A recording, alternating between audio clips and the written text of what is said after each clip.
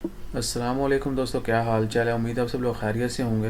بات کریں گے عمان میں ہیلتھ کیئر سٹاف کے بارے میں اور کرونا کے بارے میں۔ عام لوگ تو کرونا سے افیکٹ ہو ہی رہے ہیں، اسی طرح جو ہیلتھ کیئر سٹاف ہے یا وہ تمام لوگ جو کوارنٹائن سینٹرز میں کام کر رہے ہیں، آئسولیشن سینٹرز میں، ہاسپٹلز میں یا دیگر کسی بھی پلیس پر جو مریض ہیں کرونا کے، ان کی دیکھ بھال کے لیے یا کووڈ-19 کے حوالے سے جو جتنے بھی اقدامات کیے جا رہے ہیں، تو میڈیکل سٹاف جو ہے وہ سب سے پہلے نمبر پر ہے، کیونکہ ہاسپٹلز میں بہت زیادہ مریض ہیں، 1000 کے لگ بھگ جو ہے وہ ہاسپٹل میں مریض ہیں۔ اس کے علاوہ آئسولیشن سینٹرز، کوارنٹائن جو سینٹرز بنائے ہوئے وہاں پر، تو وہ تمام لوگ بھی افیکٹ ہو رہے ہیں۔ ایسا نہیں ہے کہ وہ میڈیکل ہیلتھ کیئر کے سٹاف ہیں تو ان کو جو ہے کرونا نہیں ہو سکتا یا بہت زیادہ پروٹیکشن ہوتی ہے، ان کا بھی کرونا کے مریض جو ہیں وہ بھی ہو رہے ہیں۔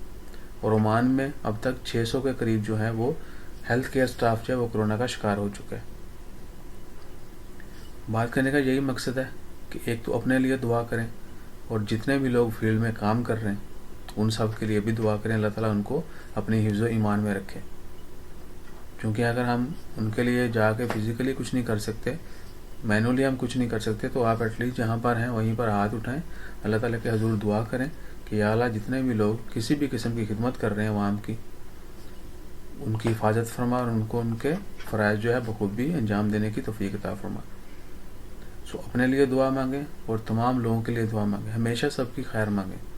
That's all. میں ہمیشہ یہی کہتا ہوں، اللہ تعالیٰ کے حضور زیادہ سے زیادہ دعا مانگیں اور ڈھیروں مانگیں۔ اللہ تعالیٰ کے ہاں کمی نہیں ہے، ہمیں مانگنے کا طریقہ آنا چاہیے۔ جب بھی مانگیں کھلے دل سے مانگیں اور خلوص نیت سے، اپنی خیر مانگیں، سب کی خیر مانگیں۔ اللہ تعالیٰ ہم سب کو اپنے حفظ و ایمان میں رکھے۔